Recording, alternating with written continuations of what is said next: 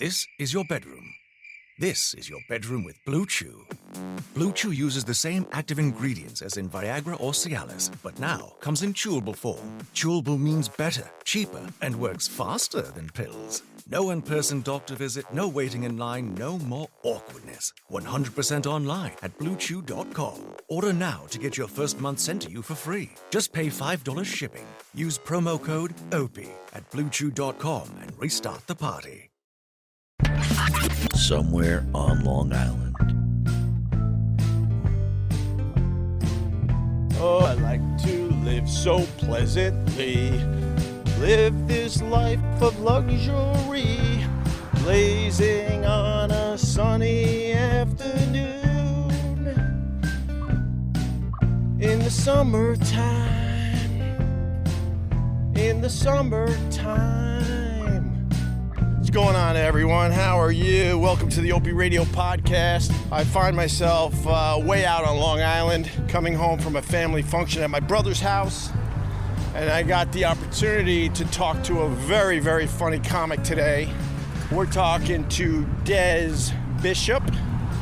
He has a hell of a story to tell. He was brought up in Flushing, Queens. Then at age 14, I believe, his family shipped him off to Ireland because he was a bad, bad boy. And then from there, somehow he went to China, learned Chinese, and then started performing comedy in Chinese. I believe he did it for some kind of documentary. And then a few years ago, he moved back to the United States. So we're rolling up on to his house. He summers out here on Long Island. And we're going to talk to Des Bishop on the OpieRadio podcast.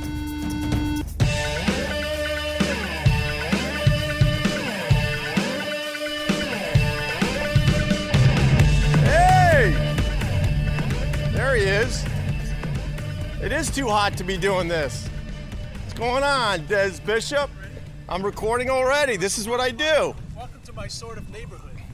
Thanks for having me, buddy. How are you, man? Good, man. Good. You're sweating already. Dude, I've been swimming, actually. Oh, really? Yeah, I've been having a wonderful day here. And then I had to ruin it by saying, hey, man, can we podcast a little bit? Can we podcast? I couldn't say no to a radio legend, Ooh, you know? I like that.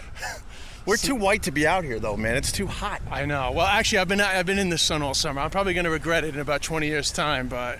You're a little younger than me, and I'm your future. Yes, you're going to regret it. Absolutely. Are you Irish-American? You have an Irish-American hue. I'm a mutt. I'm Polish. I'm German. I'm Irish. I got some Canadian stuff, whatever that would mean. And then I did that 23andMe or whatever it's called. Yeah, we did Ancestry. I'm 0.01 sub-Saharan. Really? Yeah, kid. I'm 1% Ashkenazi Jew. Well, 1% European Jew, which I assume means... By the way, this is my house. What are we doing with the... Well, it's windy, so I'm just trying to figure out a place we could sit or hang out. Well, I mean, out of the wind, we can sit back here. Yeah, let's it's gonna do be that. roasting hot. Let's do that for a little bit. And then, or we can go on the beach and get a wind block and sit on the beach. Up to you. We could set up a tent or something. How long have you had a house out here? Since 1989, man. We were here in the shit times. Oh shit! Because this area is legendary, so you know about it. I lived it. You actually lived it as a kid? Yeah. Back then? We had the 2 years we couldn't get out here. Yeah, let me explain. So we're just sit here. Yeah, that's cool.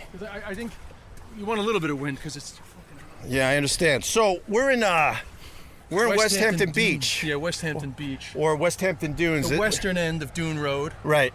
And I got it. All right, this is what I know about this area. So when I was in my 20s, my brother-in-law used to rent houses out here. Oh, okay. So we could party in the summertime, right? And we would come out here, have a blast. And all these beautiful houses were all falling into the ocean. So you know all this. Yeah, we used to sneak into them and rob stuff. Well, you know, not rob anything like anything super valuable. Like these houses were abandoned, so we would take stuff out of them. Like, and then my dad and my brothers would like salvage bits of decent wood, and we made our original deck. Now this house was originally like on the ground. This is the original house, by the way. Really? Yeah. This never got washed away, which is a positive and a negative because you get the insurance money if it gets washed away, which we never did. So there's a lot of bigger houses around us now. Anyway, long story short. 91 was a really bad storm. Yeah. Which kind of decimated the area but didn't disconnect it from the mainland. Right. But we still got the summer of 92, we were still out here. Yes. Like enjoying it. And they were the best times because there was nobody here. It was like Beirut in the Hamptons. Like it really looked like it was a total they called it the washed out section back then. What the hell was that? That didn't sound good. That was just like a shell or something. Oh, whatever. Was that out of your pocket? Yeah, it was my phone. Did my phone just shatter? You just smashed. I think it landed on something, did it? That's all right. Anyway, there's shells. Yeah, that broke too. The shells sounded like your phone just smashed. I was panicking that it was my actual phone. But then actually, in the autumn of '92, the place breached. Yeah. And so we couldn't get here for 2 years. We actually got an amphibian. This is funny. Well, this is not that funny, but we had to get an amphibian in the summer of '93 to check on our house because all the houses in this end were being looted by people that were coming over from Santa Mauritius on boats. Yeah, exactly. And looting the houses. But actually, there was nothing of value in our house, so we weren't looted per se, but we found loads of empty bottles of like whiskey and stuff. I think they were just coming over and partying in our house. Of course, they would break into a house and have a party. Yeah. But you were out here, so when they closed Dune Road, because we were out here partying and watching the houses fall. They were all on stilts, and every once in a while you would get word one of them's going into the ocean, and everyone would come out here just to check it out. But then it got so bad, like you said, that they actually closed down Dune Road, and all these houses were wiped out. Yeah, so for example, this house here across the street, that was the Mullins. They just recently sold it, but that was like a small gray house like this one. And then after 91, it was just gone. Right. But they used to come out and live in it. Right. And then after 91, it was gone. But then they rebuilt, and then they sold that, and they made a ton of money. Like, a lot of people made a lot of money down here. Yeah. They bought lots for nothing. Yeah, I mean, we didn't spend as much on this because my mother bought this in the washed out days. Really? My parents bought this in the bad days. Right. But we had friends down here. Can I ask you how much she bought the house for back in the day? 85. 85,000? Yeah. But you could have got it for less than that in between 92 and 95. They were selling oceanfront lots that were actually underwater, during the breach time. Yeah. They were selling oceanfront lots for $10,000. Right.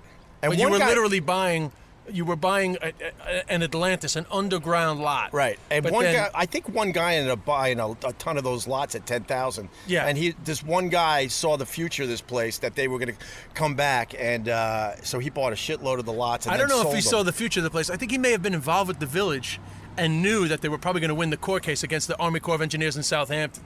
Don't believe in any dream stories here. No, there's a whole other story to be told about this area, but I'm not going to tell it because I still have to deal with these people. Yeah, because there was a lawsuit. I know that part of it too. So there was a lawsuit because there was total neglect in this whole area. Because the reason, it's man-made, the problems down here.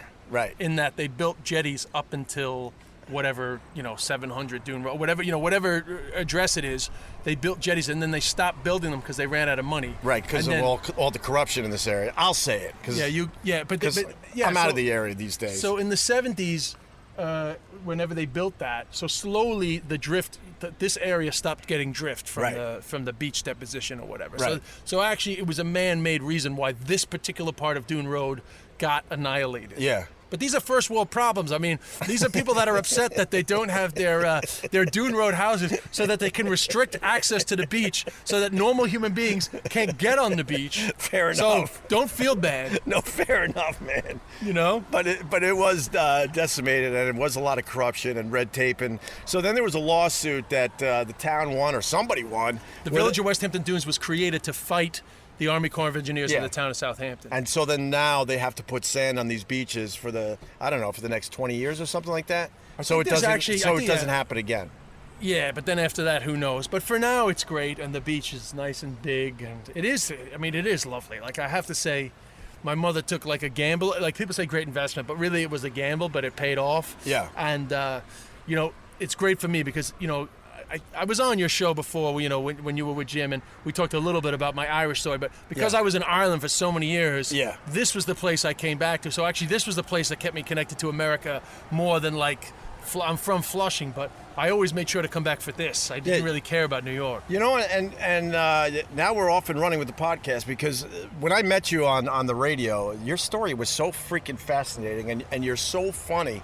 And I want to just go through that a little bit again. Sure. So you were born in Flushing, Queens. Well, before I get distracted, is this wind all right, or do we need a less windy spot? See, you're good like me, man. Well, You're obsessed. I hate to get in the flow, and then all of a sudden, I'm like doing your thinking. Right. I got a windscreen today, so it might work. I know, you don't have your little headphone thing. No, I don't. My little I should have brought some little headphones. Well, the breeze is nice. That's the problem, you know. It's like, Right. do you want the breeze? I think it's all right, though. I don't think it's too loud. Hopefully. If not, I'll just come back and see you. This is not a bad spot to Not a podcast. bad spot to hang. So you were born in Flushing, Queens, which is very, very Chinese now and very Asian in general. Yeah, it wasn't when I was a kid. When I was a kid, it was like a classic New York blue-collar neighborhood in that blue-collar sensibilities with probably what could be considered middle-class incomes, you know? So guys who made good money, New York union guys, cops, firemen. Right. And so it was just like a classic sort of Irish-American, Italian-American, German-American, and so, you know, and like little Jewish parts kind of neighborhood. Well, I brought it up because I got family from Flushing and Astoria. So you do? So I know the old neighborhood. We used to go back after we moved out to Long Island. I'm from Huntington originally,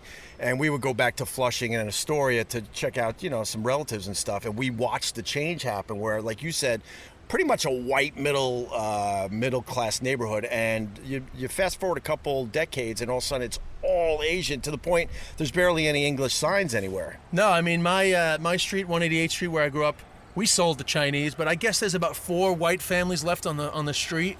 For real, right? But I got to be honest. I mean, I loved growing up in my neighborhood. I thought it was like. It was close enough to Manhattan that you were part of New York City. Yeah. But it was suburban enough that you could have like a carefree childhood. Yeah. And obviously, like guys of our generation, we lament about the freedom of that time. But it was a great childhood. But as an adult, I'm glad that the neighborhood is the way it is now, because actually it's more interesting to me as an adult than it would have been if it stayed exactly the same. I get that. Because the food's better. Right. And there's just like a lot of shit that, you know, there used to be like 6 restaurants you could go to. Right. Now there's about 350. Yeah, there's restaurants on top of restaurants. No, the only reason I bring up the Chinese/Asian thing is because fast forward, and we could get to that, you moved to China. So I was wondering if you were influenced by the fact that Flushing was drastically changing to an Asian neighborhood. It was probably, that was definitely a big gust. That was a big gust. That was wind. Well, we could go in the house if you prefer the Whatever you want to do. It's up to you. The air conditioning has just been turned on. If you Okay. prefer, let's go in the house and then All right. I'm not a big AC guy, though. My wife is. Oh, really? Yeah, she loves AC, but I hate it because I was brought up one of 7 kids and poor. So, god damn, this house is gorgeous. It's all right. This is gorgeous. This is like a perfect beach house. Yeah, it's a good beach house. I wish there was more houses like this. I feel the area kind of lost a little bit of its charm. Oh, by putting up the like the mega mansions and stuff. Yeah, so anyway, the Flushing changing to Chinese was maybe like 25% of the reason. Okay. In that the biggest reason was I made this TV show about learning Irish, learning Gaelic, to do stand-up in Gaelic. Right. And then I had this obsession with China, which was a little bit connected to Flushing, but also connected to the first series I ever made in Ireland, which was about living on minimum wage. So I did 4 minimum wage jobs for 1 month each. And then the first job, I ended up working with all these Chinese guys, and Ireland had never had immigrants. You know, Ireland was always like a place that people left. Yeah, yeah. Now Ireland was booming. All these Chinese people came to make money working in fast food places. And I ended up working with all these Chinese guys. And the series was very successful because it was kind of like a different look at Ireland, and Irish people weren't treating these Chinese guys great, to be honest. And Ireland was much better at emigration than it was at immigration, it has to be said. Yeah. So anyway, I got really friendly with these Chinese guys, and like I went to visit them in 2004, and I was like, fuck, China's very different to what I expected. So I caught a little bit of a China obsession. But then every time I would come back to visit my parents, the next door neighbors were Chinese. The grandfather couldn't speak English. I would try my limited Chinese with them, you know, my like ni hao, er san, I could count to like 10. Yeah. And I was dying to learn the language, but I could never feel like, you know, it's very hard to just sit down and say, I'm going to learn a language. Of course. But then once I did the Gaelic thing, I was like, oh, I could do this with Chinese. Right. And then it took me 5 years to Well, I'm fascinated by that because I did 6 or 7 years of Spanish, which is probably the easiest language to learn. Well, I don't know if it's the easiest. I think it's pretty close to the easiest language. That's why they offer it to most schools. And long story short, I can't speak it for shit. Yeah, but and even when I was a senior in high school, the whole class was in Spanish at that point. Really? And I barely passed. I got like a 66. So I think she was just, taking care of me, to be honest with you. And then I go into the real world and I could only pick up a few Spanish words here and there. So part of why I find you so fascinating is the fact that you were able to learn Chinese. Because that seems like a really tough language to learn. Yeah, well, a lot of it has to do with the scenario. So I promise you, if you had 1 year of your life to completely put aside with nothing else to do other than learn Chinese, right, you would also get pretty good at Chinese. And if you added to that, knowing that your entire progress is going to be watched by Irish people at least, right, as a TV show, and that at the end of it, you were going to have to get up in front of people and do stand-up comedy in Chinese as your ultimate goal, right. The motivation would be such that you would definitely have learned the language. I understand that you're trying to explain that to me. My brain just exploded by that scenario. It just imploded because you learn the language and now you got to be funny in that language. Are you kidding me? Most people can't be funny in their native language. Yeah, I mean I was a little bit more confident because I had done the Gaelic thing. Right. But obviously, when you're learning Gaelic, all Irish people have to do that for school. It's like compulsory. What is Gaelic? It's just the Irish language. It's completely different to English. Right. It's a Celtic language. The English took it from us. Right. But they did. They actively wiped out the Irish language. They made it their business to eradicate it. It didn't get completely eradicated. So some parts of Ireland, Gaelic is still the first language of the area. Okay. So I moved to one of those areas for 1 year. Right. And learned the language. But in terms of comedy, when I'm doing a TV show in Ireland about learning Gaelic, you're doing a thing about an experience that everybody has had. Yeah. So all the jokes about learning fucking kill. Sure. Because it's like, oh, I remember that, or that. Oh, I used to hate that in school. Yeah. So you're kind of like doing jokes about an experience that all these guys have had. But then when you're doing comedy in Chinese, learning Chinese to do comedy for the Chinese people is not comedy that's going to be funny to the Irish people back at home watching. Oh, okay. So that was like two different things. I had to be funny about my experience of learning Chinese in English, but then I had to be funny in Chinese for the Chinese people. I encourage anyone that's listening to this podcast to go on YouTube and put in Des Bishop Chinese. Oh, no, we got to hear that now, Greg. How do you say crushing it in Chinese? 然后他给我介绍李冰冰，李冰冰，哇，天哪，我很兴奋。我Ireland朋友说，李冰冰 ，This is my Irish friend, Des Bishop。他不会说中文，然后李冰冰不知道我会，他说，Oh, it's very nice to meet you，认识你很高兴。然后我说，我听说你是哈尔滨那个嘎巴的，然后他笑死了。他说：“啊，你为什么会说东北话呢？”然后我说：“因为你是我的中国梦。” I mean, you come out on this, I don't know what show it was. Yeah, no, that was at the end of 2 years. Just in my defense, in defense of my progress, in terms of people going like, wow, that's amazing.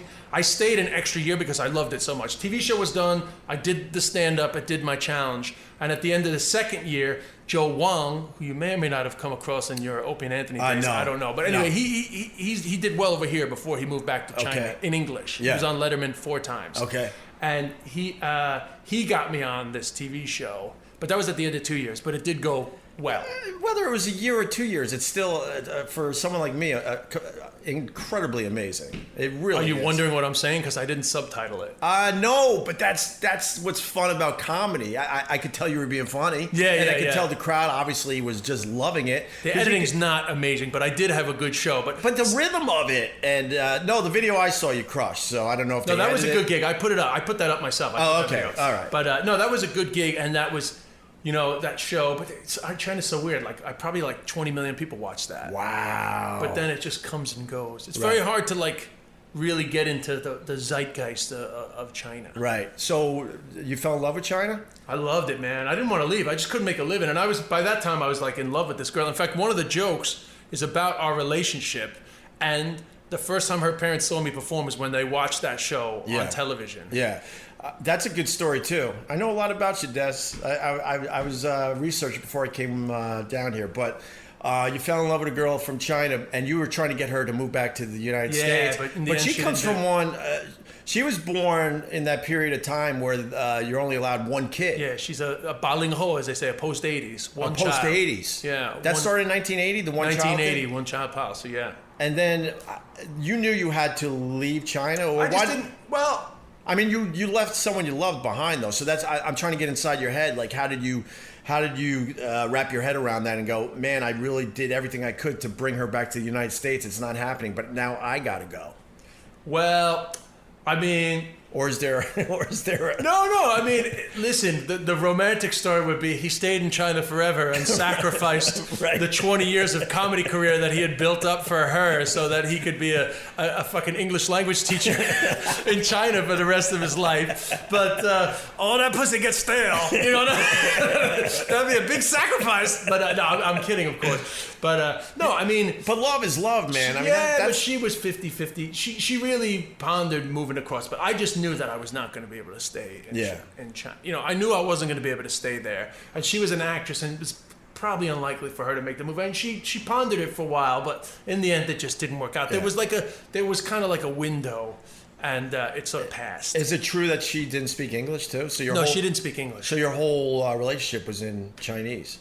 Yeah, well, that's when my Chinese got a lot better being with her. Right. That's fascinating. Yeah. What is she doing now? Do you guys keep in touch at all, or? All I know is she has a boyfriend and a dog. And a dog? I've messaged her a couple of times. She's, you know... Wait a minute. Dogs in China, though, that's a little It's weird. not dinner, bro. It's a pet. little weird. No, it's really popular now. With affluence comes pet ownership. Yeah, but isn't there parts of China where they really... Eat them? Yes. Yeah, but it's more of a Korean thing, to be honest. Yeah, but I heard there's a festival. Yeah, the festival. Every year the festival's on. In the Western media, there's like a ton of stories about it. Right. But in China, it's not really a story. Dog is like really not a big part of the diet in China. Right. And but as Americans, that pisses us off. But then another country could look at what we eat and go, "Hey, man, why are you eating that animal? Why are you eating chicken? Or chicken, or cows, or pigs." I mean, I can understand if a vegan gets upset, but anyone who gets upset, like, how could you eat dog? It's just total hypocrisy. Yeah, because they don't understand, dogs like we do in the United States. I mean, but they also only eat one breed of dog. Like. Oh, really? Yeah, they eat a dog that's bred to be eaten. I didn't know that. Yeah, that's what they're eating. They're eating like this dog that's bred to be eaten. Is it a mutt?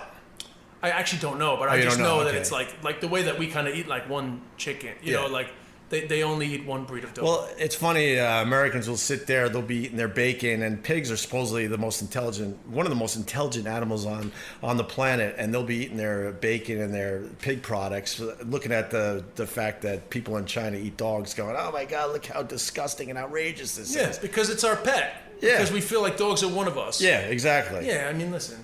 We could go back in history and look at all the hypocrisy.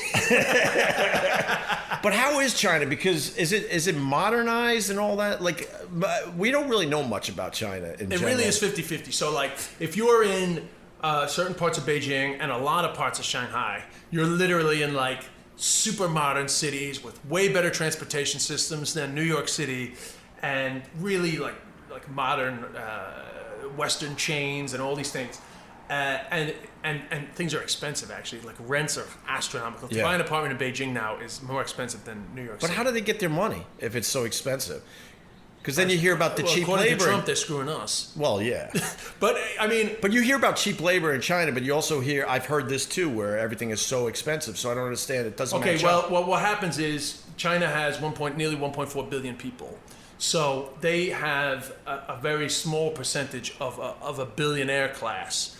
But that billionaire class is probably about 40 million billionaires. Right. You know, it's only a tiny percentage of the population. Right. So they just have, I mean, I've just made up that number, but you get what I'm saying. I understand, yeah. So if America is 300 million or whatever it is, 350, a percentage of America, like the amount of Chinese millionaires would be a big percentage of America. It's a small percentage of China. However, that's still enough people to fill those cities with a lot of cash. Gotcha. Like a lot of cash. Gotcha. I mean, listen, my mother sold her place in Flushing for way too much because of the same money. apartments in Manhattan are too expensive because of the same money. Right. There's a small percentage of a lot of people in China that have a ton of cash. And so there's a major disparity there. So there's a lot. Insane disparity. But that's all because of our demand for consumer goods. So since the 80s, all those people that own those factories have been busting out all the shit for cheap. We think it's super cheap, so it suits us. But they've just been making oodles and oodles of cash for quite a long period of time. And, most of them are connected to the Communist Party. And all those people connected to the Communist Party that made money made a ton of it. Right. Like almost unfathomable amount of money. Really? A disgusting amount, really. So now all that money has been sort of slowly finding its way back around the world. Mm-hmm. But, I'm not a Trump guy, but the one thing that is true about the people that are angry about that thing is a lot of Western money got sucked that direction. Right. And it's coming back this way now, but it's coming back in. So you agree what he's saying about that with the tariffs I don't necessarily agree with the tariffs. I don't know the way to go about it. Right. But the point is that we benefited from cheap manufacturing of goods, right? But at the end of the day, that made a lot of people in China very rich. Yeah. So now that I think it's going to happen naturally anyway. So I actually don't think they need tariffs. But the one thing I think he's right about is China needs to be put in line in terms of the just the way international commerce works. It's out of balance right now, and they need to. I do think so. And they need to give us a little extra. That's it. But the problem is that my concern about the way that Trump is going about it is I don't think it's going to work. Because they're so bloody patriotic and they have so much cash, the Chinese government has so much cash, that I think they can hold out longer than we can. Ah, really? That would be my concern. That's fast. I never heard that take before. That's really? No, that's fascinating, yeah. I've read that take. It's not just my own opinion. Right. But I think that they can hold out for quite a while. But you also got knowledge on this more than But the they don't average have person. to worry about democracy. Right. So eventually Trump's going to have to get reelected, or eventually Republicans are going to have to get elected, or Democrats are going to have to get elected. So the pressure from the electorate comes. Whether people think that our system is rigged, which it may or may not be, there's still elements of democracy. But there's still elements of it that work in the sense that if we end up in a trade war that affects us economically, the pressure will grow on the elected officials. It will not grow in China. So to dumb it down, they just have to wait out the Trump years and hope that the next guy that comes in doesn't really take Trump's policies and continue. Well, on the flip side, they're trying to move their economy towards a more consumer-led economy. Right. So the hope would be that actually their wages, it's no longer, the manufacturing is no longer going to be valuable for Western producers. Okay. So I actually think there'll be a natural shift back to decent wage manufacturing jobs in the West, unless automation wipes that out. But listen, I'm getting beyond my pay grade in terms of my. It's kind of fascinating though. So, all right, we could change subjects a little bit. So, when did you leave China? When did you finally come back? I finished in 2015. Really? So when I first met you, you were pretty new to coming back? I was pretty new to coming back. Because it's been about 2 years, yeah, maybe that was part of it. I was doing Caroline's, I guess that time was probably how I got on the show. And I was just basically trying to sort of establish myself as a new comic in New York. All right, a couple things. What's the one thing you miss about China since you left? I actually, honestly, summertime, I miss eating lamb skewers out on the street in Beijing with hundreds of Chinese people. They're drinking beer, I don't drink, but we're all just having fun outside. Right. And I kind of miss the chaos and the disorder of China. Oh, really? Okay. Yeah. And you stayed in China because they started a comedy scene, right? I stayed the second year because I was really But they literally were starting up comedy while you were there. It was a new thing, yeah. How is that possible as human beings that comedy's a new thing? No, comedy's not a new thing. But stand-up comedy as we know it.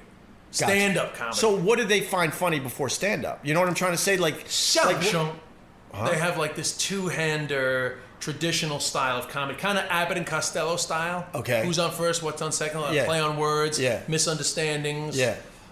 There's a famous Canadian called Dashan, Mark Roswell. He's Canadian, but he became really famous for that. Right. He's in his 50s now, but he does a bit of Chinese language stand-up now. I got to know him over there. But that's been huge for a long time.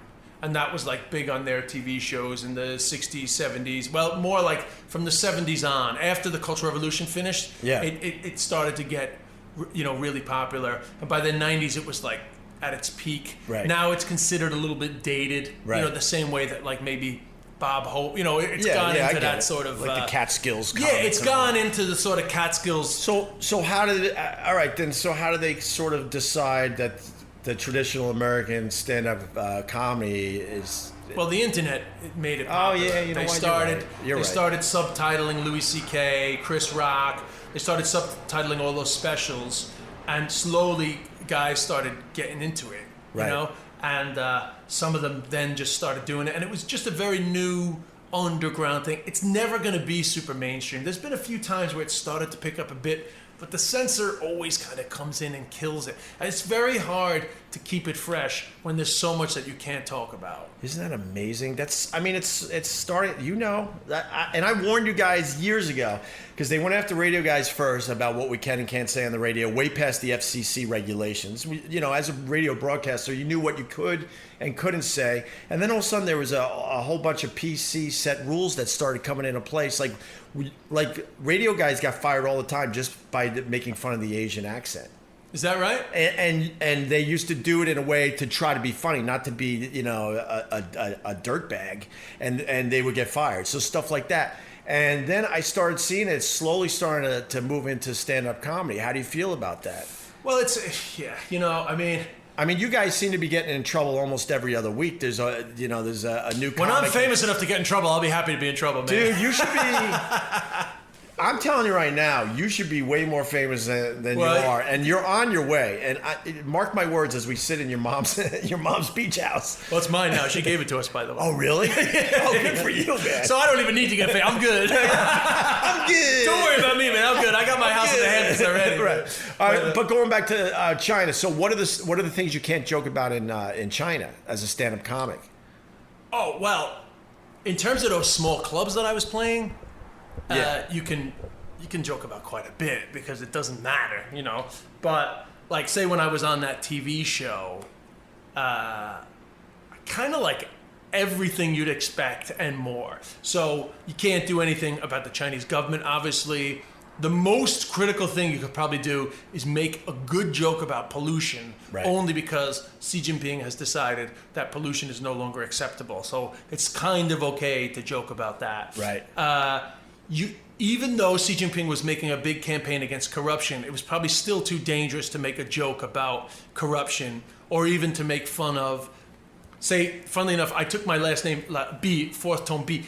There was this famous comedian called B Fujian, hugely famous when I got there, like the main host, like as famous as like Ryan Seacrest type, did everything. Right.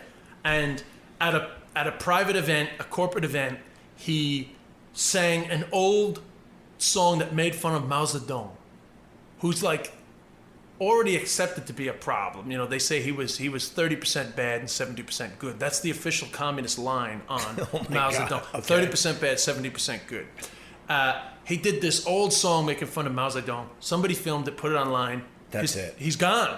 We have not heard from B Fujian since. I'm not saying he's in jail, but I'm saying his career. The way here it's like, you and Ant, Ant gets in trouble for saying some shit. Yeah. And then Ant's now in his little, he's got his little thing. There's no little thing for B Fujian. Right. There's nothing. They just wipe you off the face of the map.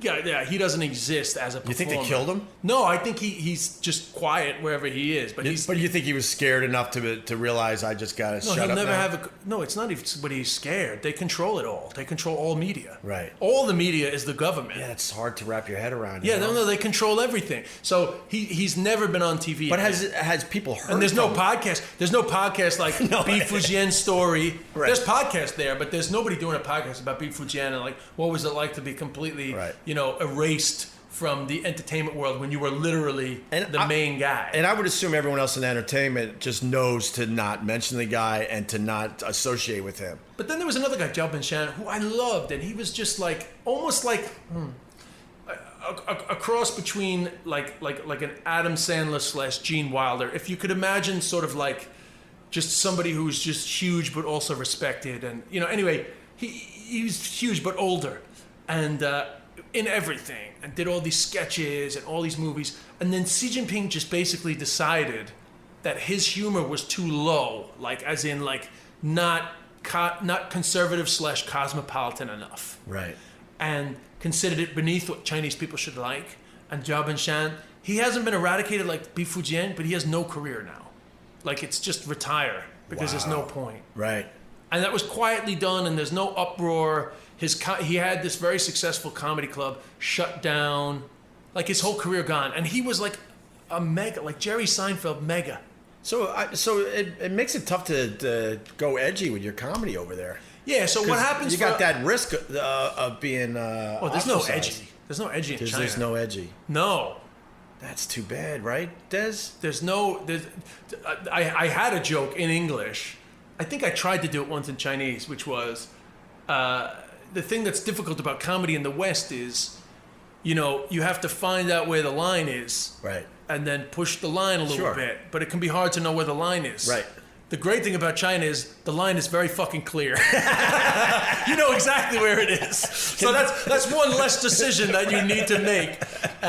And like, I don't even know if that's a bad thing, because that's what's so confusing. And whether you do kind of like an edgy radio show or stand up, I said it all the time. When you do a radio show, you never know when your last day's going to be. Not because you decide to blow yourself up, but you'll do something that you've done a million times before, and for some reason that day it's not okay anymore.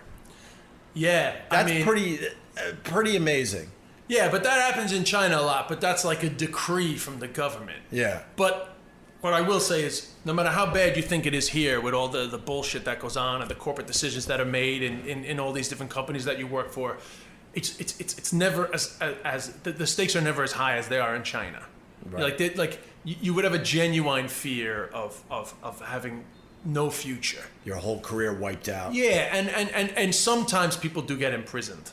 But I also don't want to make it seem like everyone lives in fear. But there have been some people that have been just like, they make a decision that they're corrupt and then they're put into jail. Now, in America, you do get a second chance. I mean, a lot of guys have had their careers wiped out. I mean, Louis C.K.'s going through it right now. And I feel like he's going to be back.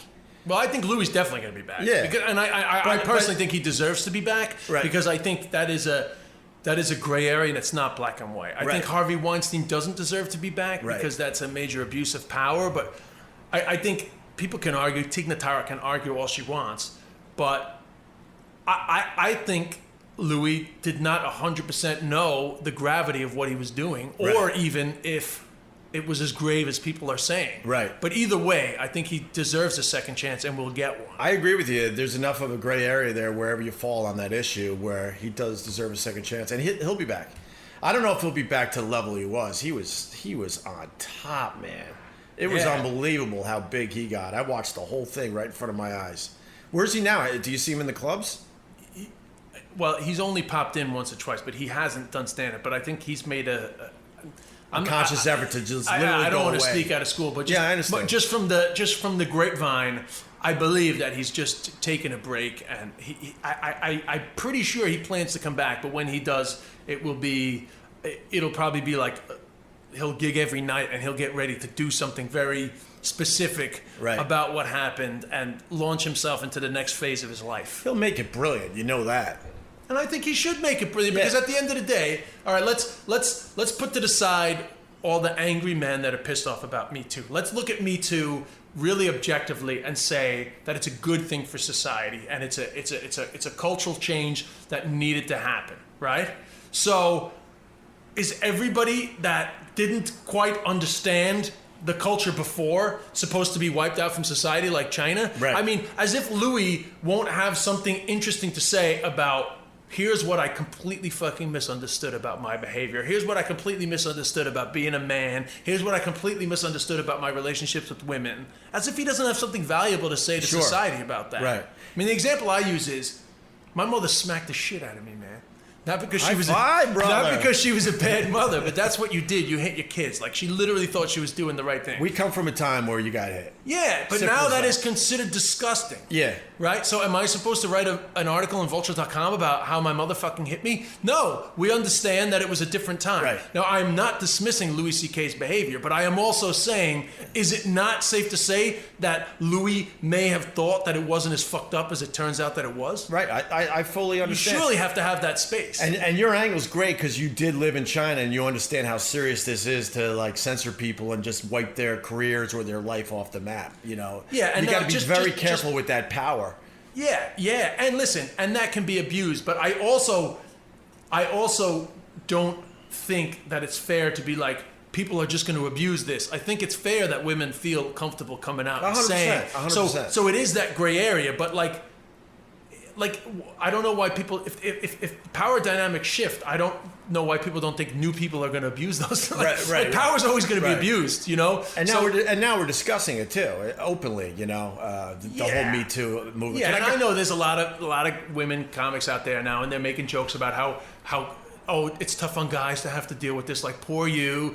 You know, and that's fine. I'm happy with all that humor, even if it pricks me the wrong way. I'm happy to be pricked and figure out what I think for myself. Yeah, but it's tough. I mean, traditionally we're supposed to be the aggressor, and now it's like you're almost gun shy to attempt anything because of some of the stuff going on now. Yeah, well, and I think that's fine because conversations around consent are like... Well, consent is one thing, and we should all understand that, of course. No, but I also think that, like, isn't part of that conversation to say, well, men have always felt like it's their job to present the desire. Right. You know, so we are going to have... Are we going to make a decision that actually that's not natural, that's a learned behavior? I think some of it is just part of us, and I think outside of men fucking up and being horrible, but just in the everyday... nature of things, if guys don't push, then it probably won't happen, which I'm not saying it's our job to push. I think there's something natural about it, and I think most people are comfortable with that. So let's just be clear about what's acceptable and what isn't. And you're using the word push. I understand what you're saying by that.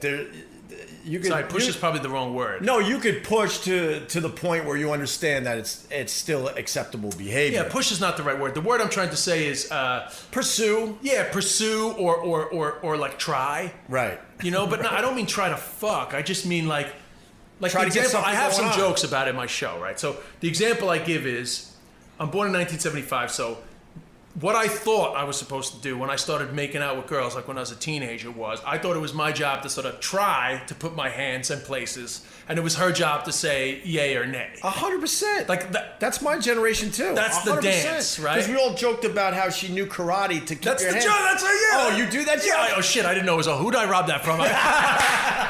No, because as a guy, we all understand that. You know, you try every move you can, and she blocks. And it was understood if she doesn't want this, then she's gonna block with some karate moves. Yes, and I think most women accepted that as fine. Now, when I hear these new conversations about consent, I think, oh shit. So, we're looking back. Maybe that's not cool, or certainly when you say it out loud as an adult, it feels kind of wrong. But I don't think it's 100% wrong. So what I'm saying is, let's be clear, because I still think when the conversation about consent is done, it's still going to be guys that are naturally just moving forward, and women are deciding on the pace. But even though we were trying everything when we were growing up, there was something in your head that told you, okay, you know, when is too far? Exactly. You knew that too. I need to say that.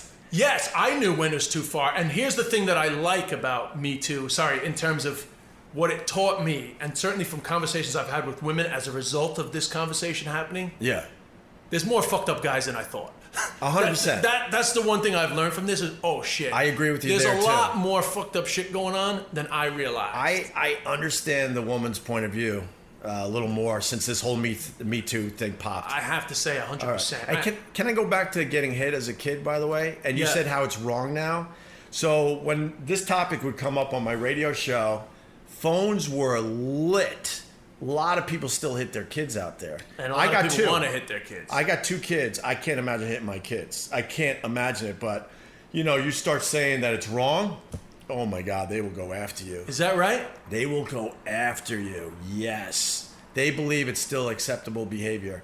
It's not wrong to want to hit them, though, by the way. Of course. Oh my God. Yes. Christ. That thought goes through your head. All the guys like our age with their kids, just like, I don't hit them, but I swear to God, sometimes I want to smack the shit out of that little pig. Just one time, just so they know, one time what it was like for us. Like, oh, that's too far. Because it's going to take another generation for that thought to totally get out of our heads, I think. Yeah, the non-hit kids, it won't enter their mind. Sometimes I'll whisper to my wife, do you understand what would happen to me if I did what he's doing right now? And she's like, shh. Yeah, but it's fun. We can handle this another way. I know, but I mean, oh boy, you punish him with a timeout, really? And we live in New York, and we have a very nice view, so we joke like, oh, that's just like getting hit as a kid, where he's in timeout looking at the skyline of Manhattan. what lesson is he learning there? Yeah, it's funny because my dad never hit us. My dad had a horrific. How many kids in your family? We have 3 boys. I have 2 brothers. Okay. My dad never hit us, but he had a horrific childhood. It was like a thing for him to not hit us, but my mother did. And then one day it stopped because we were too old. Right. But I do have no real negative thoughts about that. But then at the same time, I think that houses in general are calmer even. It's not just the lack of hitting. Yeah. I think things are calmer now. I look back to that time, and I don't have any hang-ups about it either, because I know it was part of society back then. And I remember the day, I'm one of 7, and 5 boys, wow, really? 5 boys and 2 girls, and we all have our story where, my mom lifted that wooden spoon or something. She used to like to hit us on the back of the legs. She wouldn't hit us crazy in the face. Oh no, I never got hit in the face. Yeah, no, it was mostly back of the legs. But that one day where she lifts that wooden spoon and you just grabbed it, you knew. It's over. You're never getting hit again. It was a good moment. Oh, the joke I used to say about that was, and that's when the silence started. And I would beg to be hit after that. It's like, what's the matter, Mom? What's the matter? Right. Oh, nothing. Oh, fuck. And then you get married and it keeps going. Right, that's even worse. I try to find humor in it, because in my family, if we did something wrong, we had to go outside and get our own stick. So I would come back with a twig, and then they would laugh like, "Oh, that's funny." But then they. Oh, you had to get your own stick to be hit? Yeah. That's some. Wasn't that weird? That's some. Handmaid's Tale shit. Yeah, that's if the Hot Wheel tracks weren't handy. I know that's a hack joke, but it is real for people my age.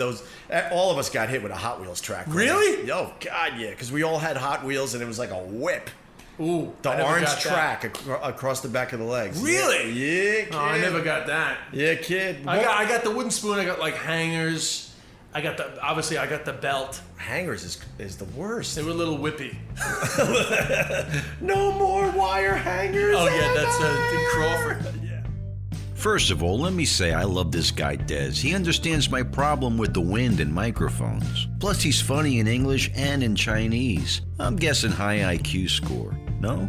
We left a few online links in the description for this episode. More with Opie and Des Bishop coming up, I promise. While I remember diving under my bed when my mom reached for one of those old orange Hot Wheels tracks, Opie wants you to remember something. But tweet Greg at OpieRadio and let him know what your mom or dad whipped you with back in the day. Or what you use to whip your kids these days. At OpieRadio. You're up, Greg. Everyone knows about the risks of driving drunk. You could get in a crash, people could get hurt or killed. But let's take a moment to look at some surprising statistics. Almost 29 people in the United States die every day in alcohol-impaired vehicle crashes. That's 1 person every 50 minutes. Even though drunk driving fatalities have fallen by 1/3 in the last 3 decades, drunk driving crashes still claim more than 10,000 lives each year. Drunk driving can have a big impact on your wallet, too. You could get arrested and incur huge legal expenses. You could possibly even lose your job. So what can you do to prevent drunk driving? Plan a safe ride home before you start drinking, designate a sober driver, or call a taxi. If someone you know has been drinking, take their keys and arrange for them to get a sober ride home. We all know the consequences of driving drunk. But one thing's for sure, you're wrong if you think it's no big deal. Drive sober or get pulled over. OpieRadio. One more question about China. So how bad is the pollution? Well, apparently it's better actually since I was there, but how could it be better within only a few years? Oh no, they've been shutting down a lot of factories. They literally made a concerted effort to Really? Yeah. So I did get word back from some Westerners that live there that actually it's improved quite a bit. But on the bad days, it was really bad. Like you could almost taste it. Would you go outside on the bad days? Well, I would because you just got to get on with life. But I wouldn't. exercise or do anything too strenuous on the bad days. And was it just a fog, like a brown fog? Yeah, it would just look like a very gray day, but Right. it was pollution. Right. And then you would pray for wind or rain. Windy days there was no pollution. Right. But so there would be periods of time, but it's like the weather forecast. You would know that it was going to be shitty, Right. and it was what it was. So when the Asians walk around New York with their masks on, do you laugh at them like this is nothing compared to where you can? Yeah, but sometimes they're doing that because they're paranoid about germs. Oh, really? It's more germs than sometimes pollution? it's germs, and apparently today's a bad pollution day in New York. I don't know. Yeah, It's well, nothing like China. So Like in New York, a horrific day is like 40 Right. on the whatever it is, PM 2.5 or whatever they call that number. A bad day in Beijing was 400. jeez. Yeah, I had a 400 day when I was there. Wow. Disgusting. Are you just gasping for air at that point? It's just, you can taste it on the back of your Oh throat. my God! And are they germaphobes in China in general, or No, that is one thing they are not. It's filthy there. Right. It's dirty, but you just learn to live with that. Yeah. Although they always take their shoes off when they go in the house, but you have to. Like, it is dirty. Right.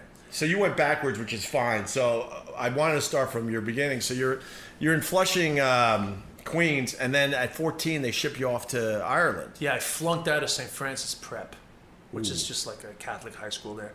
And I wasn't really that interested. I was actually being bullied, but that wasn't a word at the time. Right. And by some of those fucking Goombas from Howard Beach.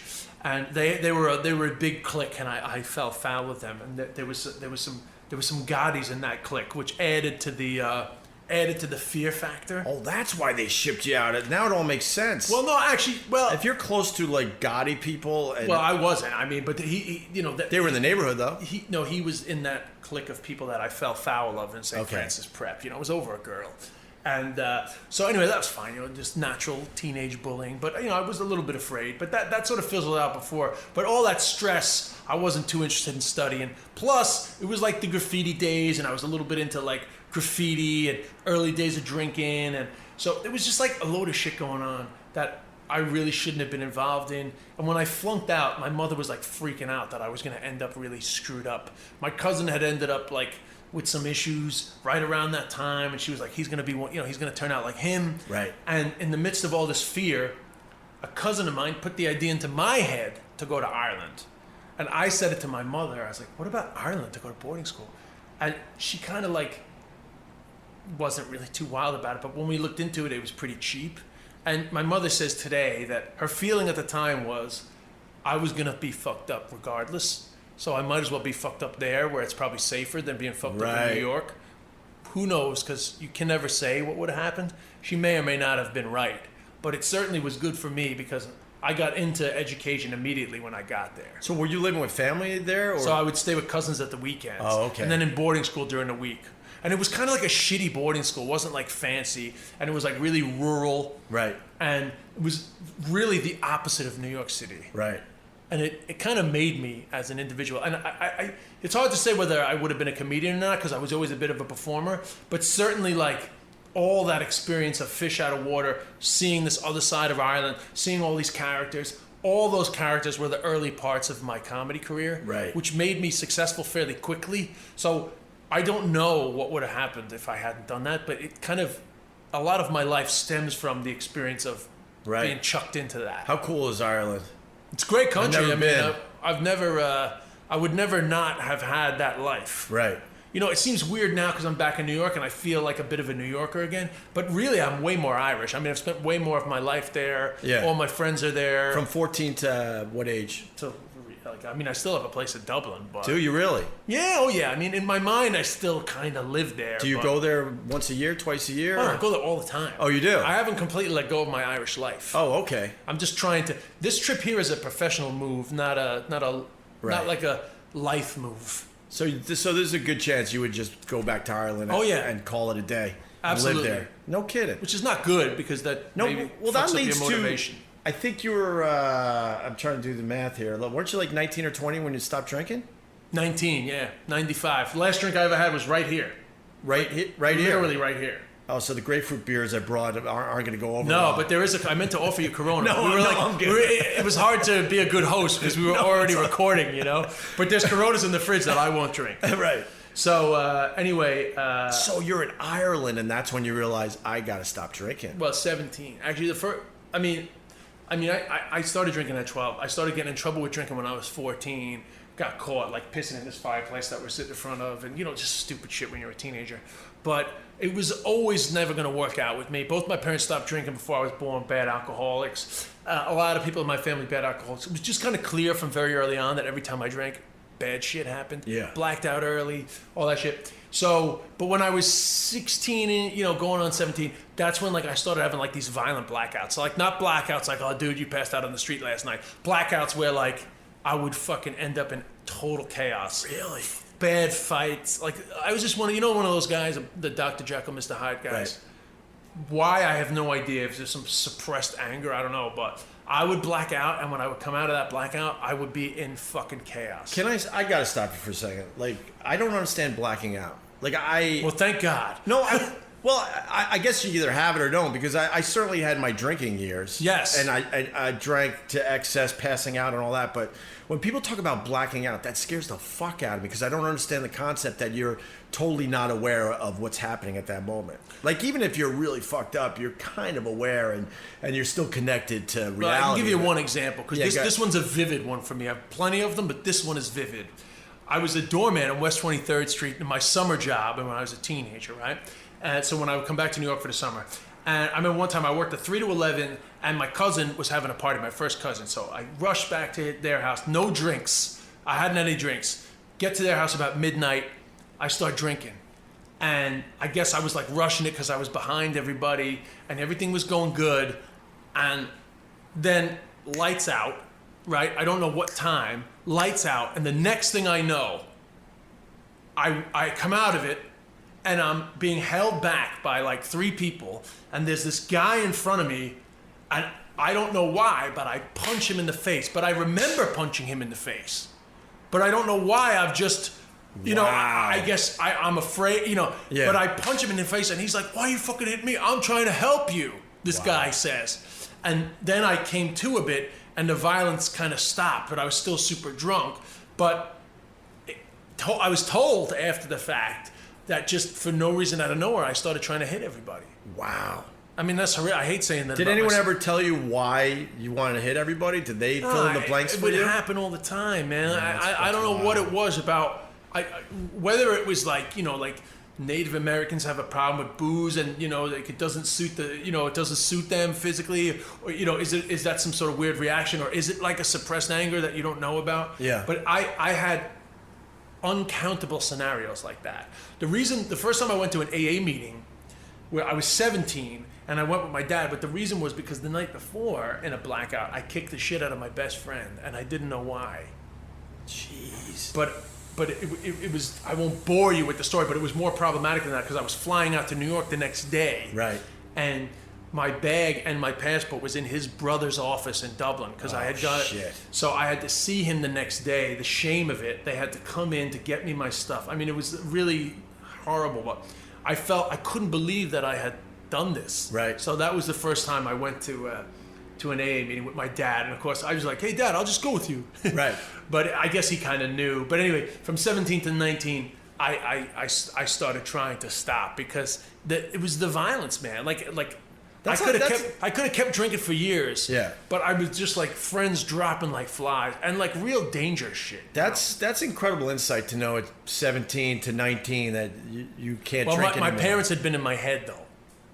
Like, I think if my parents weren't sober alcoholics, I probably wouldn't have thought that it was. So you recognize this behavior, or they were in my head all the time. Gotcha. Saying I have a problem. Right. So they are the ones that told me I was an alcoholic when I was 14. And how did it finally stick? Because you said from 17 to 19 you were like, and I don't know. I was finally stuck, man. Like, I think it was just I got lucky and sort of followed what they were telling me to do. The sober people were telling me to do, Right. But after 17 to 18, I was stopping trying to drink. Then 18, I really went into the rave drugs. And when I started taking drugs, I no longer got violent. I was like, I solved the problem.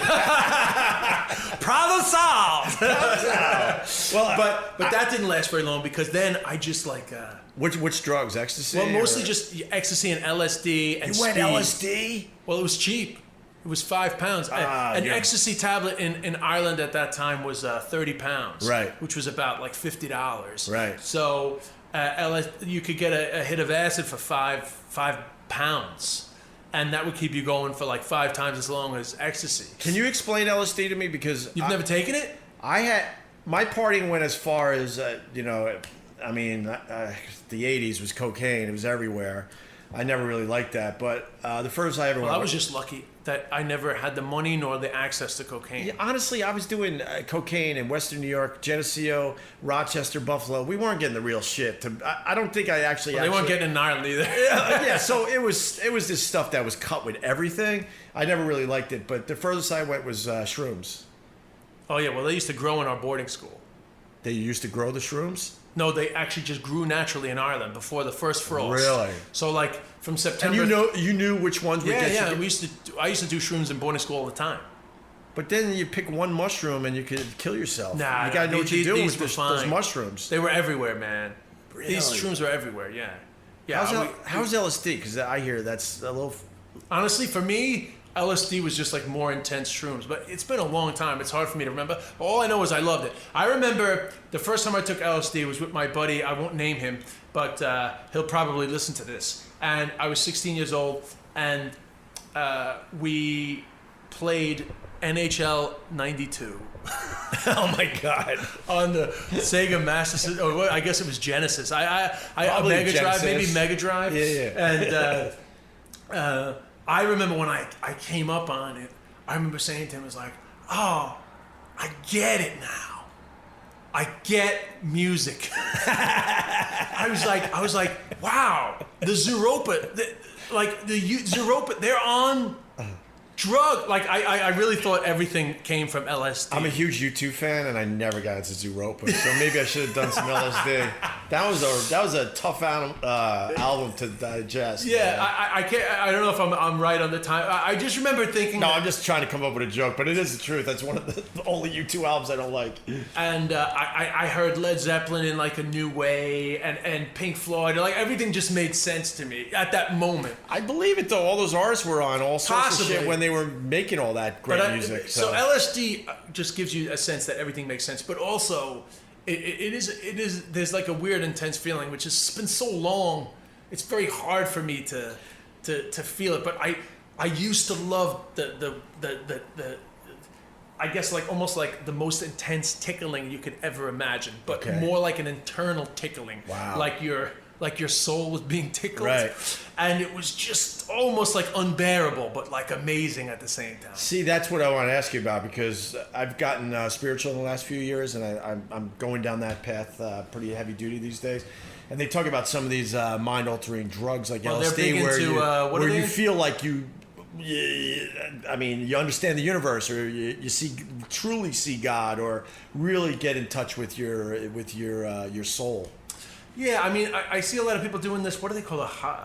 Hiawatha, whatever the word is. I want to say Hiawatha, but I'm sure that's wrong. But I've done in my sobriety / cleanness, I've done altered, like the concept of getting to an altered state to release trapped emotion or to better be connected with yourself, but not with drugs, with breathing techniques, meditation, and atmosphere. Well, actually, one of them was called holotropic breath work, but it was all based around breathing and oxygenating your brain. Right. Anyway, do you meditate?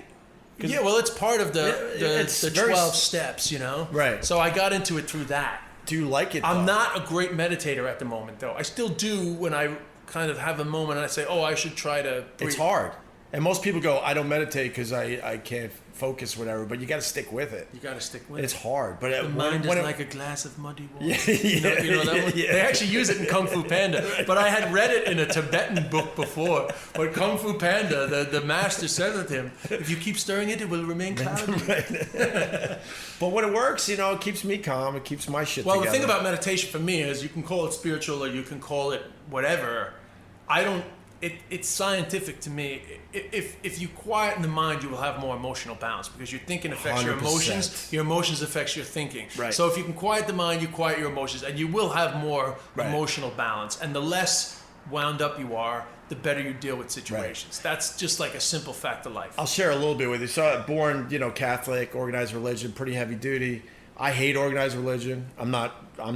I don't know what you believe, but I'm just saying. I don't believe in organized religion. I hate organized religion, but it also bothered me as I was getting older. Like I have no religious foundation anymore in my life. I just couldn't look at the Catholic faith and go, yeah, this is for me anymore. So, but meditation and yoga and all that, like it speaks to me, like spirituality in general. You live spirituality. Like when you're into organized religion, you're not really living it. You're trying to learn it, and you're following a set of rules. And you're trying to follow rules that maybe you don't necessarily agree with. And finally, with all that, being more spiritual. I got a long way to go. I'm not trying to oversell this. I feel like I finally got some kind of foundation back in my life. Yeah, I mean, it definitely helps to get something, especially because you've had like life changes the last couple of years. So that's always a good time to find it, right? Because no kidding. Then you can say, okay, what is it all about for me? Whether it's spiritual or not, it doesn't matter. Everybody has to have a moment where they decide who they are. I think the things that happened to me over the years needed to happen because I took this, as I'm holding this microphone in front of you, really, really seriously, and I didn't have a balance in my life. I was really good at this and had incredible success, but I was miserable because I didn't have a balanced life. So when I lost my job the last time, a little over a year ago, I finally had to go, what the fuck? You need real balance in your life. I still love doing this, and this podcast is a lot of fun, but I don't take it as seriously as I did all those years doing radio. Yeah. I mean, I think a lot of people go through that with their careers. I think the world that we're in, this kind of like public entertainment world, right? It can be more intense, and actually, it can feel like it matters more than it does. Yes. Because your sense of self-worth and your sense of identity gets completely tied up in it. Yes. Which is bad. Right. Because then you're reliant on the reactions of others for your sense of well-being. And I mean, we're only human in the end. It feels good when people are like, great. I listen to your podcast, it's awesome, or I think you're funny and I love your stand-up, whatever. But man, I really believe if you don't have more of a balance in your life, eventually that will destroy you. No, totally, man. Absolutely. But also, the Buddhists say the practice of non-attachment. This sense that when something gets taken away from you, if it leaves you completely empty, like that's negative. Mm-hmm. So if you don't have some sort of balance, then the thing that you're leaning on, when it gets taken away, it can be pretty hollow. I was lost, but then I was relieved. And then I realized this was an opportunity. I really believed there was an opportunity finally to wake the fuck up and realize all the other things I got going in my life that should be just as important. Yeah, so I mean, I'm working toward that. I think I'm getting close now, finally. But I had that with booze when I was younger, really? And then I had it as well with a bad breakup, engagement breakup. But probably with my professional life, I think I still chase. If I'm being honest, if I'm ratting myself out here at our little meeting, if I'm gonna be honest, since you're being honest, I probably still chase a little bit. Like I still look for professional advancement as the thing that needs to happen, rather than I'm completely content regardless. Oh no, I don't see that there's anything wrong with that. But I think the importance is you have the awareness that is part of what makes you. Yeah. Awareness is great, but I'm also probably still not 100%. Yeah, I mean, I think that because I have this American thing in my mind, right? Like it will feel like a failure if that doesn't advance. So that I think like that. I don't know if that's positive or negative. I like your honesty. That's where you are right now with your life. So, but man, in Ireland and not drinking, that's crazy. Yes and no. Is it a huge drinking culture? No, it is a huge drinking culture. I actually made I made a 4-episode TV documentary about Ireland's relationship with alcohol. Didn't make me hugely popular. It's probably like. Not career suicide, but like I probably lost some fans, but I didn't mind because it was very honest. But did you make it funny? No, it was funny, but it was like hard hitting. But it was too real for some people? I guess, but that's fine, because I feel like if you watch somebody put out their opinion on Ireland's relationship with alcohol and how much Irish identity and alcohol are intertwined and how that's a negative thing, right. If you watch that and you end up hating that person because they've said it, It says more about you than about the person. Right, okay. You know? And I feel like I've lived in Ireland long enough, not to mention consider myself Irish all my life, to have the right to say it. So that was totally fine. And if it's online, like if one watches it, you will see that actually like there's no need to be upset about it. You know? Right. It's just like looking at a thing and saying, it's the same way as if you watch a documentary about Americans are getting too fat. Right. And you know, fat people are going to be like, fuck this shit. Yeah, of course. Fuck this bullshit. Yeah, of course. I'm fat because I'm American. Right. And I'm allowed to be fat. It's my right. Yeah. So anyway, long story short, yes, there is a lot of drinking in Ireland. However, not being a drinker there is not any more difficult than anywhere else. Because Okay. once you tackle the not drinking, it's actually pretty easy to be a non-drinker. What's the drinking age? 18. Oh, it is 18? So it's not one of those countries where the kids are sitting around drinking vodka? No, Like that's more like European. That's Yeah. more to do with the wine. That's It's amazing. like the to wine me. culture. I But think Spain is 16, but Ireland is 18. do you miss it? Booze? Yeah. It's hard to know, man. 23 years. But you don't get the... Nah, every now and then I just feel like it's an inconvenience. You know, in the sense that perhaps you don't have the mating ritual Right. with new people, or you know, you won't be part of the like. There's like a crew of guys at the Cellar. I'm good buddies with them. Right. And I'm not saying which ones, you know, so nobody has to start trying to guess. And I'm good buddies with all of them, but every now and then they have their little sessions, Right. you know. And obviously, it's not like they're not inviting me. I just have no desire to be there. It's like Right. no fun for me. Right. But they're probably closer as a result of that than I am with them because and you know. But there's not. That's like. But you're also in the right profession. There's a lot of comics that don't drink. A lot of man. sober comics, man. Yeah, I mean, I know loads of. I mean, Yeah. there's no problem. I'm just giving an example. Do you smoke pot? Nah, no. So I'm you a totally like, clean guy. because when we were One talking, vice. what's the vice? Getting on stage, Ladies. No, getting on stage is a fact. Total consensual, by the way. But the getting on stage, I mean, that is kind of a vice too. You know, Well, the because need- it is a drug. It- You know, getting that absolutely. response from an audience is absolutely could be a drug, and you got to sort of be aware of that, right? No, I mean, it totally is. When you were talking about blacking out and all that, I wanted to go on a speech about how you know, alcohol is way worse than pot, because you said you went to. Alcohol is clearly worse than pot. But- I'll argue that all day. Isn't it amazing in the States though? We have decided that pot is this evil drug, but alcohol is okay. That was a big theme in this series that I made. Oh, really? In fact, I made the physical joke. I went to a supermarket for real. We filmed it. I filled up my shopping trolley with booze. Yeah. And then I tried to buy 2 bottles of Tylenol. We don't. The brand is different in Ireland, but Sure. 2 bottles of Tylenol, and you're not allowed. You can only buy 1. But it was literally 500 to 600 euros worth of booze. Yeah. And $20 worth of Tylenol, The and I was only allowed to buy $10 worth of Tylenol. The hypocrisy. And then there's still guys, you know, in our government trying to slow down the whole pot train. And I'm like, I'd rather see the pot be legalized all over America than the damn booze. Honestly, man, I don't drink, I don't do drugs, but I'm for decriminalizing all drugs, but I think there's a trade-off. I think if you decriminalize all drugs, consumption will rise, Right. but I think the harm will decrease. That's that's a fair point. But I think can there's see harm that comes with the increase in consumption. But I think in general for society, Right. I think the harm for individuals might increase, but the harm for society will decrease Right. immeasurably, in my opinion. See, I'm going the other way. So as I get older, I don't like booze as much, but sliding back in a pot after taking like 20 some odd years off. Thanks to Joe fucking Rogan. Fuck you, Joe. He loves talking about the pot. I was panicking because I didn't, no drugs, nothing, a little out. Not even drinking isn't that much with me, but I went on his podcast and the lead up, I'm like, you know, he tries to get everyone high, right? And I'm like, Oh, really?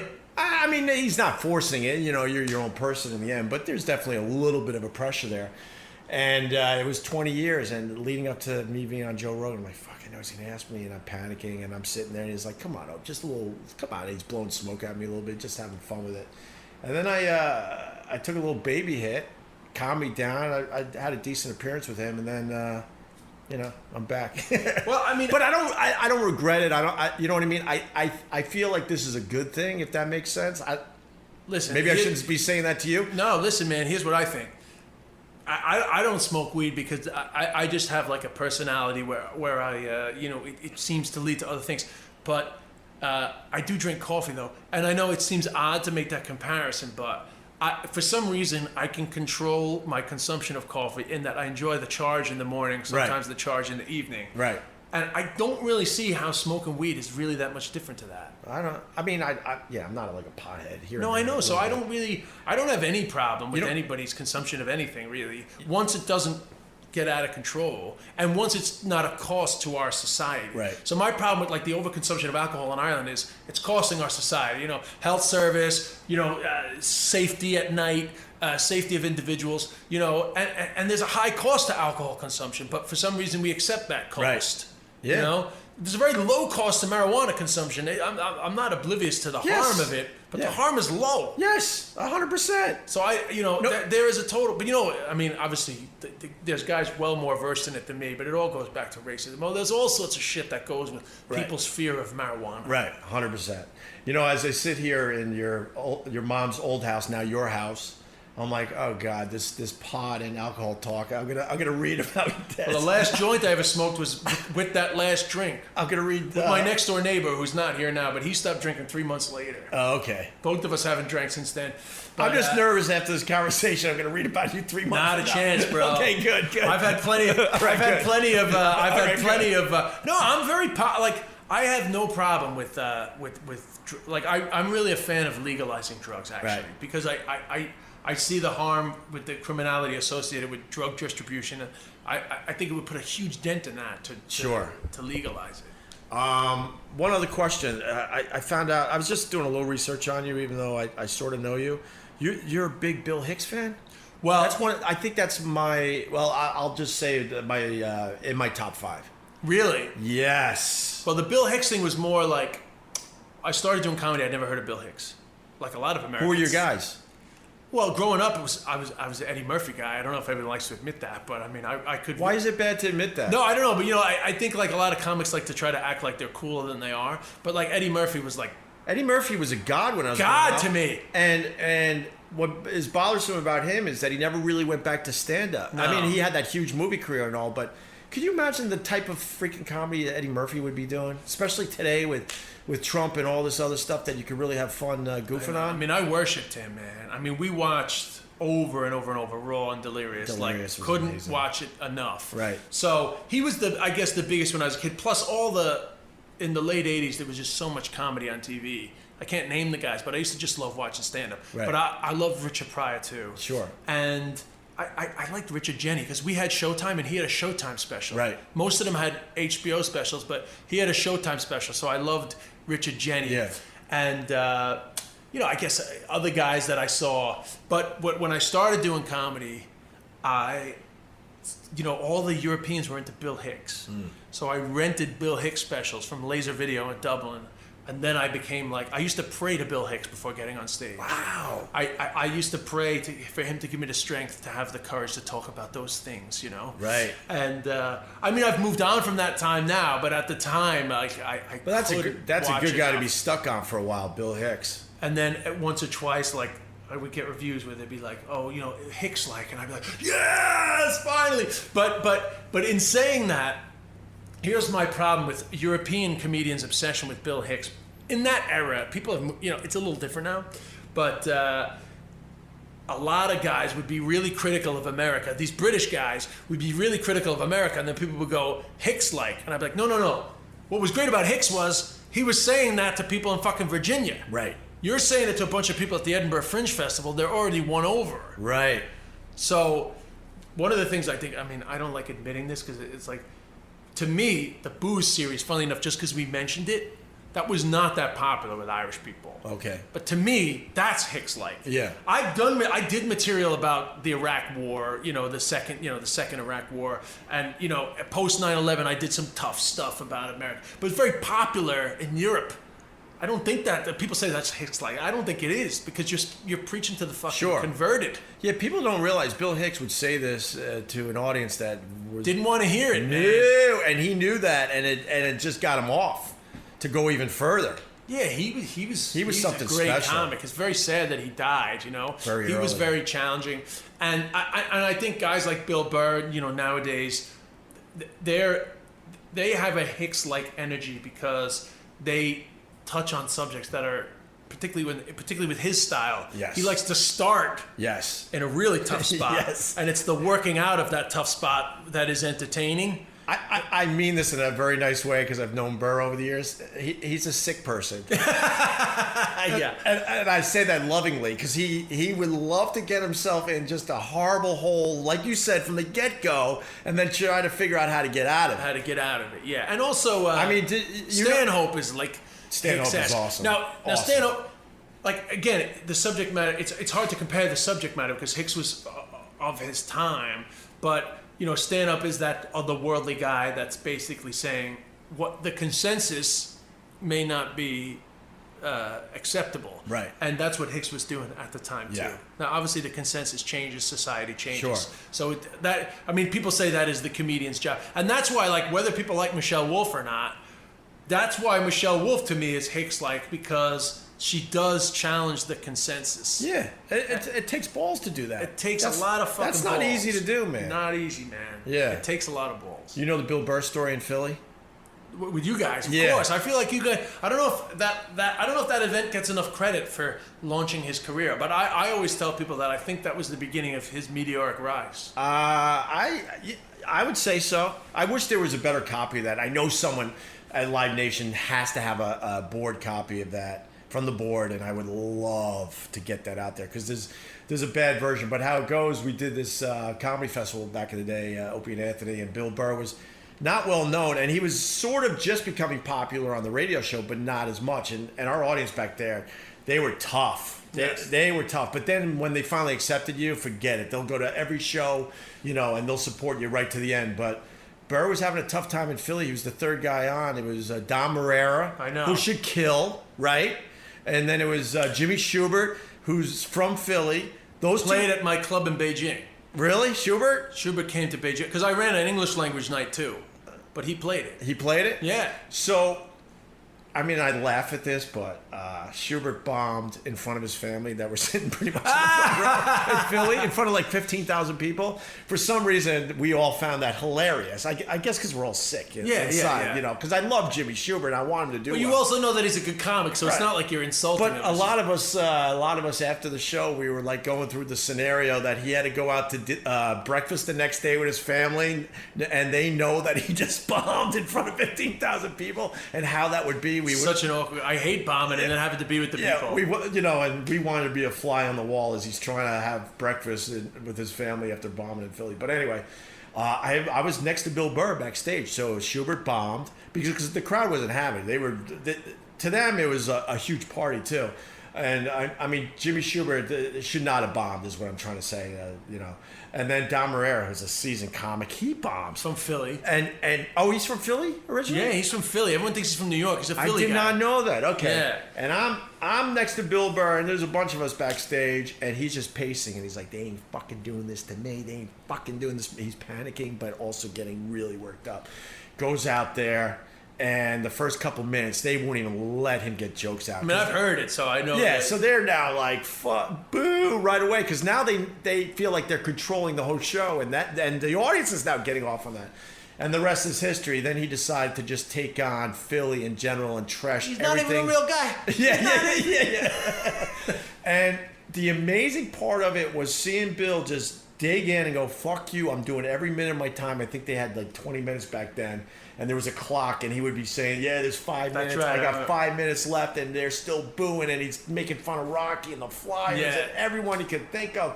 And then to watch the turn was one of the most amazing things I've ever seen. I'm not joking, in my life. All of a sudden he said something, and there was like a little like chuckle, a little like...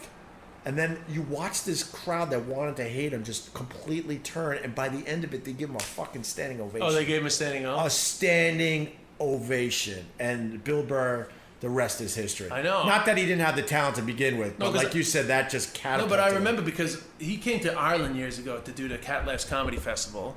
Right. And so I met him. Yeah, we've been talking for ages. And then I didn't hear of him again until that. Really? And that was, and then from then on, all I ever did was hear about him. Yeah. You know the other side of that? So then our next stop, I think, was Cleveland. And, we're a big radio show and stuff, so we now tell everybody what happened in Philly. And everyone in Cleveland were trying to get that to happen again. So Bill Burr went out, and they started booing him, and he's just like, what I did this already. Yeah, but whatever. But that was the other side of it. But you had some crazy fans back in the day. To this day, yeah, they're insane. They're rabid. The Opie and Anthony crowd. They're passionate, man. They hate that me and Anthony aren't doing radio anymore. Yeah. And they're picking sides and all this crap, and I sit there like, just enjoy what we were able to accomplish, man. It's nuts. I've been on his show too, yeah. Yeah. But you guys are different guys. Totally different. Well, I mean, the problem is, there's a lot of problems at this point, but we just grew apart, man. I mean, we lasted way longer than I think we should have. I did it with him and Artie. It's very hard to get a word in. Artie's very funny though, man. Artie's funny. He's funny, but it's hard to. And when he gets in his flow, it's hard. It's hard to fit in with his flow, man. He's fucking. How many times did he walk out as he was on the show? Oh, he walked a lot, but only just to pee or whatever the fuck. Well, No. I love Artie. I don't want to trash him.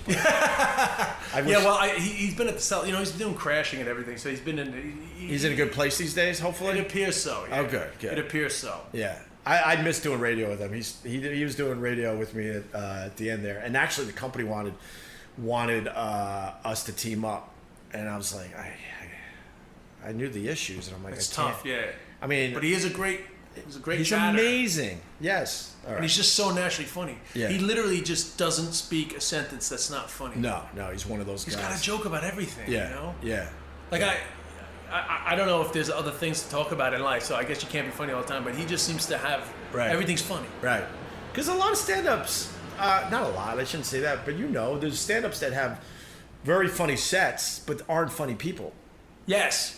And that was the one thing I had to learn when I was doing a radio show, because I would bring guys in, I don't need to name names, and I'm like, wow, that guy's set is hilarious. I got to get him on the radio. And then he comes in and he's just a stiff. Yeah, but he knows how to write really good stand-up. And then there were other guys that weren't great writers that were just hilarious in the room, and then you would go to Caroline's or whatever to see him, and like, how is this the same guy? It was weird how that worked. Yeah, well, I think it's a little bit of a different skill. You think there's like intimidation and? No, I just think radio, you just have to be a good fucking conversationalist. Right. Yeah. Stand-up attracts a lot of people that are weird, and some of those weird people find a funniness in their weirdness, but their weirdness doesn't translate to like four guys sitting around shooting the shit. You guys are a unique breed. I try to be the most normal. You come across that way. I try to be like the most normal of the comics. I was doing research, and I'm just mumbling to myself, I know there's something wrong with him. I'll find it. Oh, trust me, there's something wrong. I'm kidding. I'll line up 20 girlfriends and tell you, this guy, there's something wrong with this guy, man. No, you were pretty open today. I love it. One last thing, and maybe we can do it, maybe we can't. You doing jump around in Chinese that has made it all over the internet, and you do it in Gaelic and in Chinese. 轉得 club 轉得 fail Ace 你咪 scale 乜 cap 這個這個主他take 佢的 gal 他們聲音活潑影像過突破我跟童話一樣一個可靠的家伙那就好先不要開玩笑大家在一起來跳一跳咱們瘋狂的跳這個瘋狂的舞蹈大家在一起狂跳狂跳狂跳狂跳大家在一起狂跳 Yeah, well, I did it originally for the Gaelic show. Right. And then it became a thing. Right. But that actually, the great thing about the Irish version of it was that, like, people know that song. Like, sure. If I did that song live, a lot of the crowd would, like, know it. Right. Because it became big in all these the high school kids, a lot of them go away for 3 weeks of the summer to help learn Irish. Right. So that's, like, one of the songs that they all dance to. So that's like a song people know. The Chinese version is just for fun because the Chinese people have no cultural connection to jump around. We do, so it's like a huge song. Oh, it made me laugh out loud. Don't you have a podcast? I haven't checked it out. I have, but I haven't been updating it as of late. Why, man? Because I'm a lazy bastard. And you're enjoying your summer out here. No, but also, I'm sure you've noticed this with doing the podcast. Like, obviously, today you organized this with me yourself. It's the admin.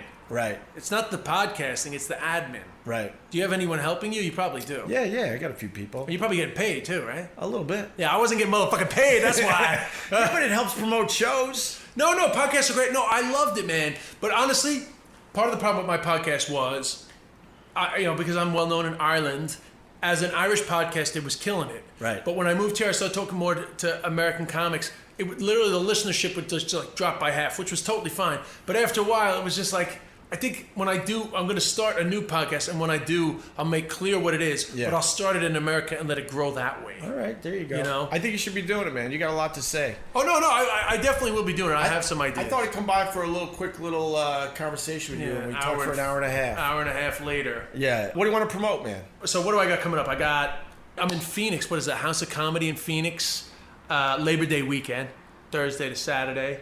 Then I'm in DC Draft House, September 21st, and I'm in Edmonton.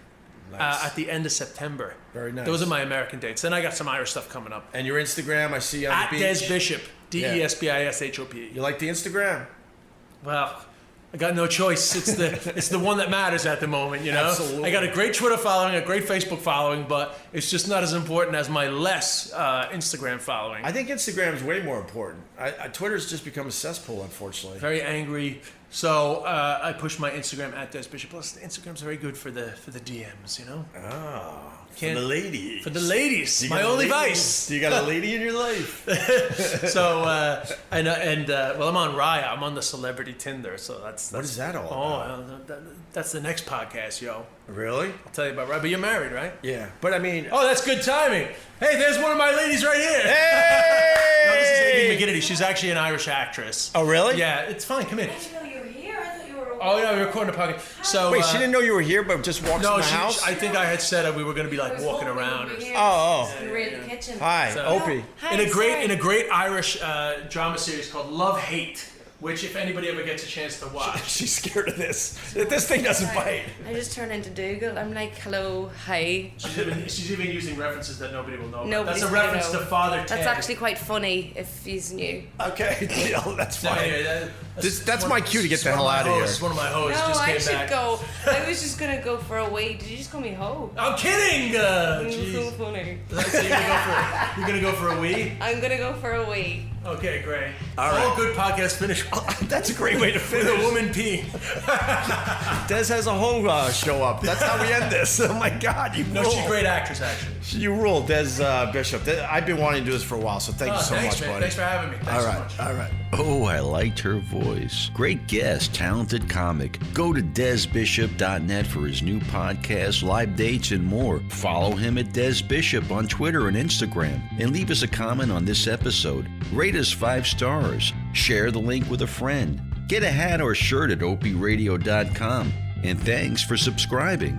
I'd like to personally thank Opie for not calling attention to that Mr. Softy ice cream truck theme around the 106 mark. We know how much he loves podcast sounds on Opie Radio. The Westwood One Podcast Network.